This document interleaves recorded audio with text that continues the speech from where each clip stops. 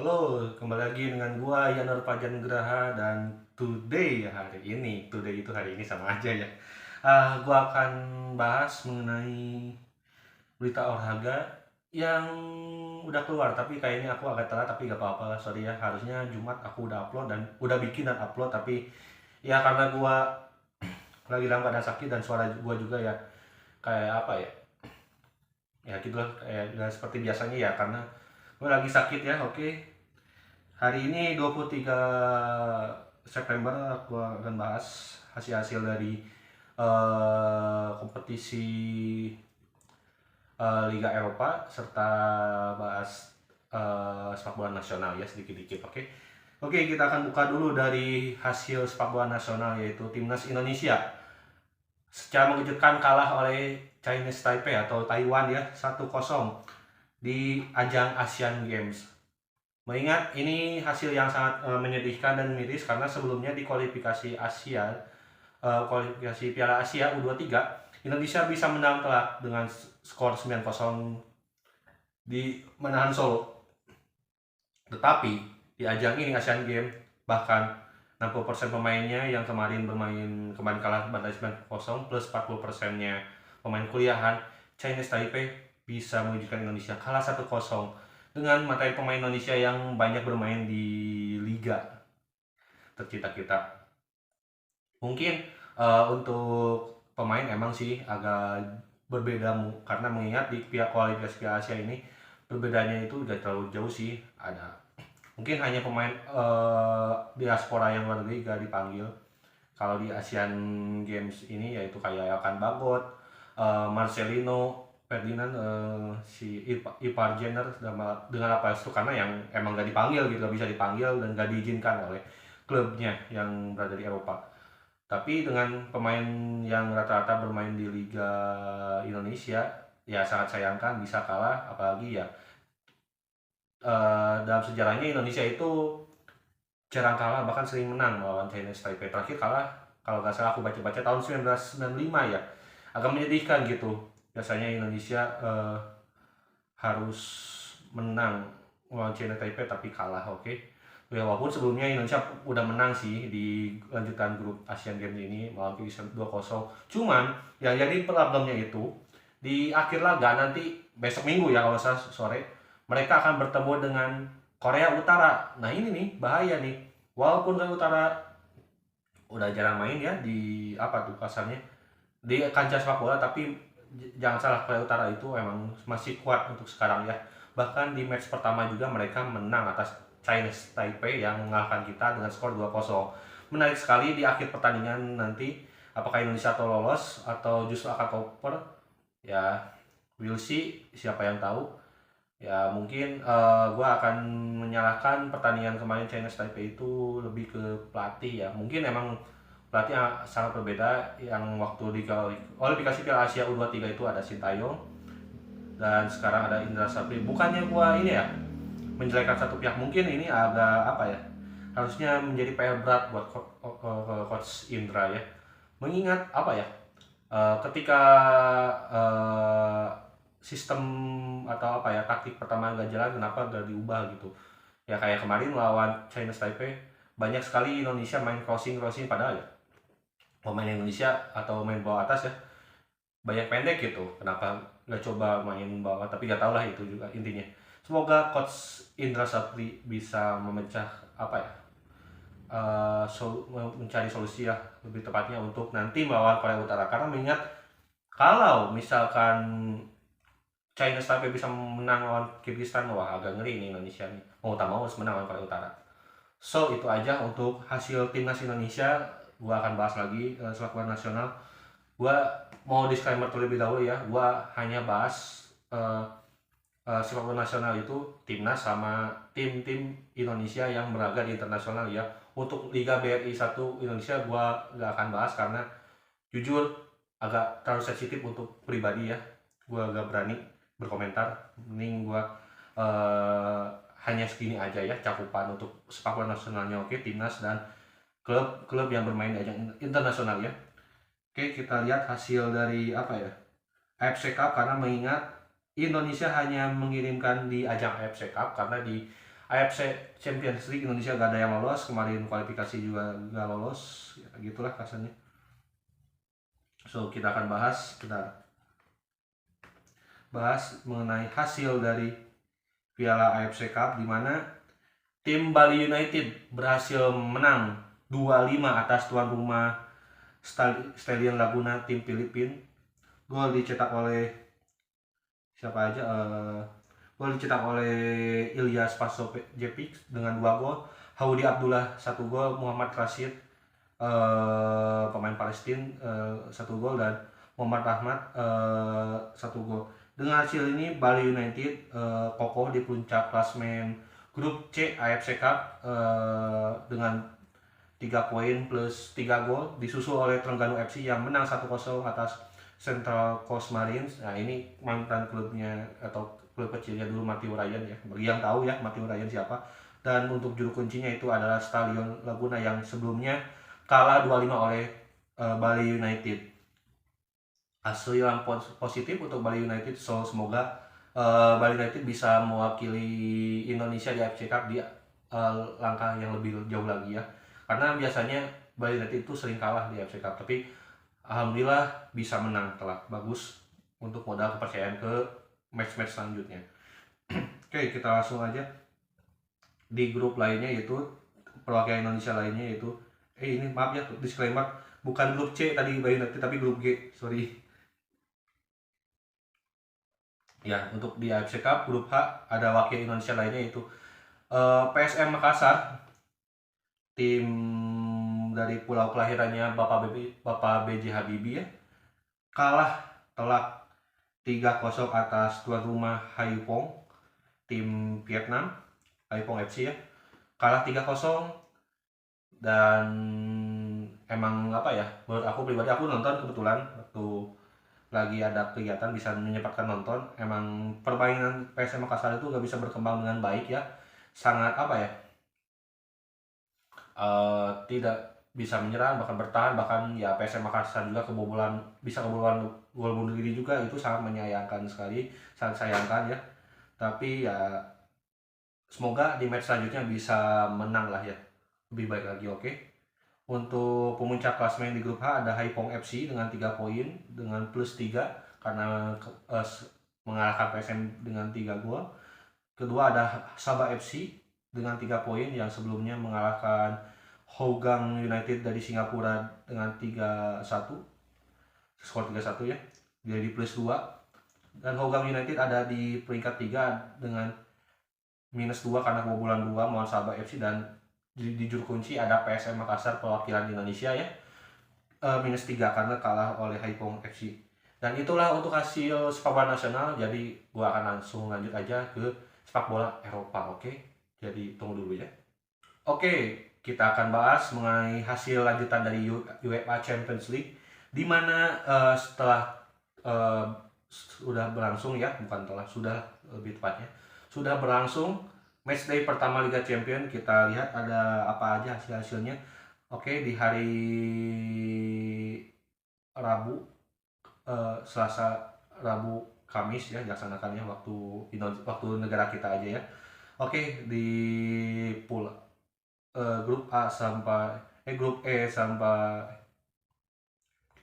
bentar ya, F G H. Oh, berarti grup E sampai H, di mana ada AC Milan yang bermain imbang 0-0 di San Siro.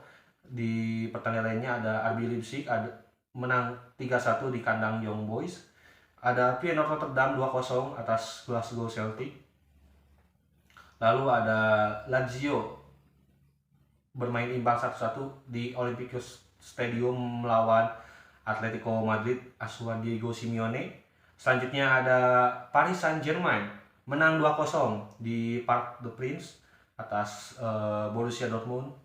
Lalu di pertandingan lainnya ada Manchester City sempat tertinggal dan menang 3-1 atas Red Belgrade di Etihad Stadium. Dan ada Royal Antwerp, debutan Liga Champions asal Belgia, kalah telak 5-0 di Olympic Stadium Barcelona, markas sementara Barcelona, karena stadion Barcelona yang biasa dipakai yaitu Camp Nou lagi direhab. Dan match dari match terakhir di hari pertama Liga Champions ini, Shakhtar Donetsk kalah 1-3 di kandang sendiri atas FC Porto.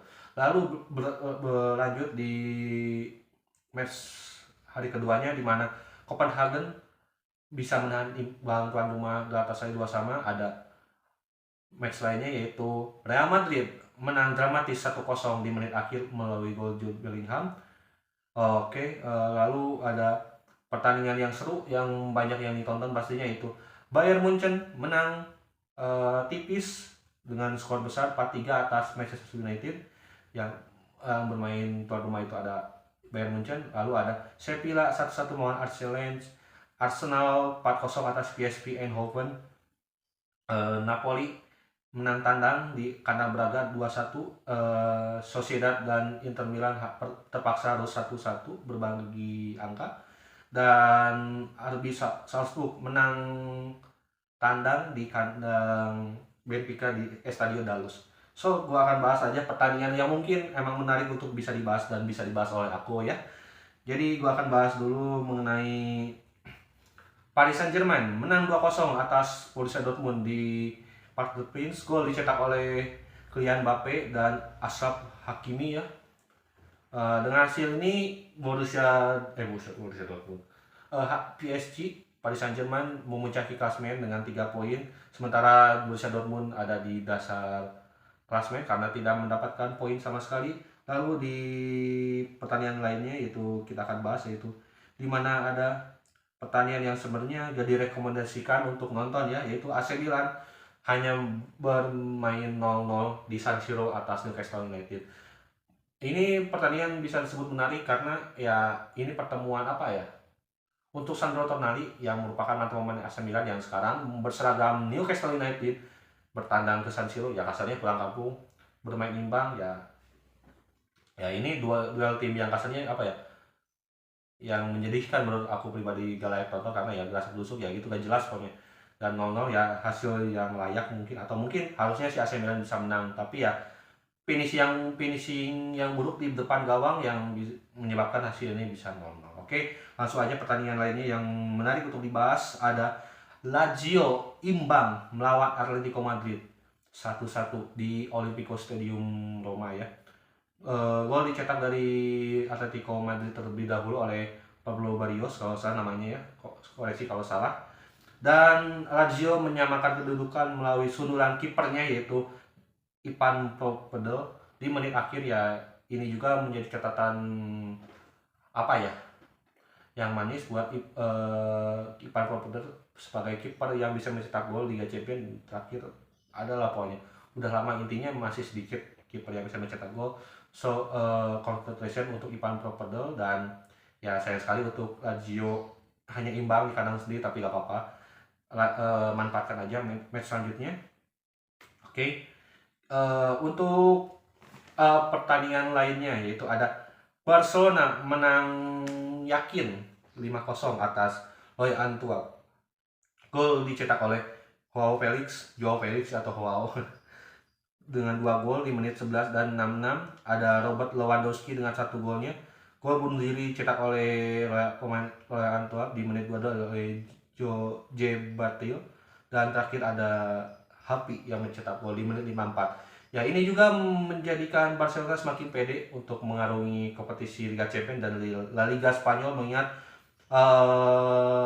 kunci bukan keberhasilan sih, permainan Barcelona lebih baik itu karena bisa meminjam 2 Joao ini, yaitu Joao Cancelo dan Joao Felix ya. Yang satu dari Atletico Madrid dan yang satu dari Man City. Duet Portugal ini bisa mengangkat Barcelona lebih baik karena sebelumnya juga mereka membantai Real Betis kalau nggak salah 5-0. So impactnya sangat luar biasa, dan gua juga lihat Joao Felix sangat senang gitu bermain di Barcelona, mengingat ya di Atletico Madrid atau di Chelsea ya gitu kadang bukan kadang lagi gak kelihatan sekali. Dan Joao Cancelo juga akhirnya bisa mendapatkan tempat yang bisa disebut membuat dia bahagia ya di Barcelona. Ya, good luck aja untuk Barcelona untuk match selanjutnya. Selanjutnya ada Man City menang 3-1 atas Crystal Belgrade. Sebelumnya Di babak pertama City tertinggal 1-0 melalui gol sang tamu dari Bukhari, tapi bisa di comeback di babak kedua melalui torehan Julian Alvarez dan Rodri. Gua akan bahas dulu mengenai permainan Julian Alvarez, sangat impresif sekali. Ya bagus, masih muda, tanpa ada De Bruyne dia menjadi motor serangan ya, walaupun nggak sesempurna De Bruyne, tapi walaupun City bermain jelek tapi ya mereka tetap menang poin, itu aja sih simpel dari City. Dan Pep juga taktiknya dan selalu bisa menang kalau ada kesempatan menang ya harus menang, gitu aja. Oke, kita bahas match lain yang bisa kita bahas, ada apa ya, hmm, oh ya, Real Madrid menang 1-0 atas tim debutan dari Liga Jerman yaitu Union Berlin. Gol dicetak menit akhir oleh Jude Bellingham. Ya ini sangat impresif sekali, terlepas apa ya, Bellingham mencetak gol selalu di beberapa match terakhir, tapi ini jadi alarm merah bagi coach Ancelotti ya, Don Carlo ya, mengingat ya mereka selalu kesulitan mencetak gol dan lini serang mereka lagi tumpul-tumpulnya, dan harus selalu Jude Bellingham yang mencetak gol. Oke. Ya dengan hasil ini juga Real Madrid masih aman gitu untuk bisa lolos ke babak selanjutnya. Ya tinggal manfaatkanlah match selanjutnya. Dan Union Berlin juga untuk sebagai tim debutan ya bagus sekali permainannya ya, debutan tapi gak kalah juga bagus, gak kalah terlalu besar ya, bukan gak kalah tapi ya kalah gitu, sudah bagus, pertahanannya bagus. Berlin juga sampai kesulitan, tapi ya good luck aja buat Union Berlin ke match selanjutnya. Oke, kita bahas di match selanjutnya, yaitu ada Real Betis bisa menahan imbang sang tamu Inter Milan dengan skor 1-1. Gol dicetak tuan rumah oleh Mendes di menit 4, dan gol penyama kedudukan dari Inter dicetak oleh Lautaro Martinez di menit 87. Yang sebelumnya Inter Milan bisa menang telak 5-1 atas AC Milan, tapi ketika bermain di kandangnya Real Sociedad mereka hanya bisa 1-1. So, apakah AC Milan ini permainannya mulai menurun atau apa? Ya, kita lihat aja di match selanjutnya. Oke. Oke, kita lihat bahas match lainnya. Oke, ada Arsenal yang setelah 6 tahun atau 7 tahun gak bermain di Liga Champions, akhirnya kembali lagi bermain di Liga Champions, dan sekalinya bermain menang telak atas wakil Belanda PSV Eindhoven dengan skor 4-0. Gol dicetak oleh Bukayo Saka di menit 8. Lalu gol selanjutnya dicetak oleh Leandro Trossard di menit 20, Gabriel Jesus 38, dan gol penutup oleh sang kapten Arsenal itu Martin Odegaard. Permainan yang sangat impresif ditujukan oleh anak asuhan Mikel Arteta. Kemenangan yang apa ya, bisa membuat modal yang bagus buat Arsenal, mengingat minggu sekarang ini mereka akan bertemu dengan rival North London yaitu Tottenham Hotspur di Emirates Stadium. So ini juga menjadi apa ya, turning point bahwa ya Arsenal bisa saja mengejutkan Liga Champions, bahkan bisa juara. Who doesn't know, oke. Tapi ya kita lihat aja perkembangan Arsenal ke depannya gimana, oke.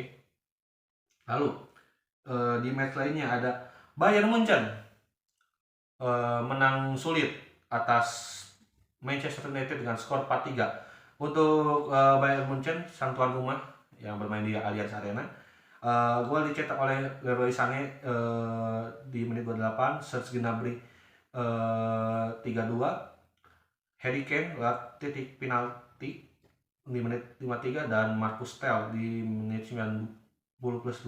Sementara dari Manchester United ya, gol dicetak oleh Rasmus Højlund, rekrutan terbaru dari MU. Lalu dua gol lainnya dicetak oleh Casemiro di menit 88 dan 95. Ini merupakan menurut aku pribadi ya sebenarnya duel kiper blunder ya. Karena yang satu Onana, kita tahu sendiri Onana gimana lah. Rage juga ya gitu, harusnya bisa menahan tapi ya gol gitu ya. Tapi ya intinya gitu. Tapi menurut aku pribadi Munchen ini juga apa ya, ketika unggul 3-1 mereka agak switch off ya, karena ya mereka pede udah menang 3 poin gitu. malah mulai kecolongan dan langsung skor 3-2 lalu 4-2 oleh Marcus Rashford, dan menit akhir Casemiro menipiskan jarak tapi tidak cukup untuk menyelamatkan MU dari kekalahan. Oke. So itu untuk pertandingan Manchester United melawan Bayern Munchen. Lalu di match lainnya ada Napoli menang tandang di Braga 2-1. Gol dicetak oleh Giovanni Di Lorenzo dan Niakate ya. Lalu Braga hanya membalas 1 gol aja melalui Bruma. Dan banyak dibahas, mungkin kalau dibahas ada yang dibahas Kvaratskhelia ya. Kenapa sekarang permainannya agak menurun ya? Apakah dia akan menjadi one season wonder? Gak tahu aku juga, tapi kita akan pantau aja ya ke depannya gimana untuk Kvaratskhelia ya. Lalu selanjutnya ada Sevilla ditahan imbang oleh tamunya yaitu Arsenal 1-1. Gol dicetak oleh Luis Ocampos, ya kalau salah Luis atau Lucas, dan gol tamu dicetak di menit 24 oleh Fulgini. Ini juga menandakan match Sergio Ramos kembali lagi ke Sevilla setelah bertahun-tahun hijrah ke Madrid, lalu ke PSG, dan sekarang kembali lagi ke tim masa kecilnya itu Sevilla. Ya, congratulations untuk Sergio Ramos bisa kembali lagi ke Sevilla dan bisa mungkin menjadi masa-masa terakhir dia kayaknya. Oke. Itu aja untuk hasil dari Liga Champion. Kita akan beralih ke hasil Europa League. Banyak hasil yang telah terjadi di matchday pertama Europa League, tapi gue akan bahas yang mungkin emang harus dibahas dan layak dibahas ya. Oke, di mana ada Liverpool menang 1-3 atas tim Austria yaitu Lens di ajang Europa League. Sempat tertinggal terlebih dahulu oleh gol luar kotak penalti oleh pemain Lens yaitu lewat Plaker. Di babak pertama 1-0 Lens unggul, dan di babak kedua seperti biasa Liverpool itu tim comeback FC ya. Jadi biasakan nonton Liverpool itu sampai akhir, oke?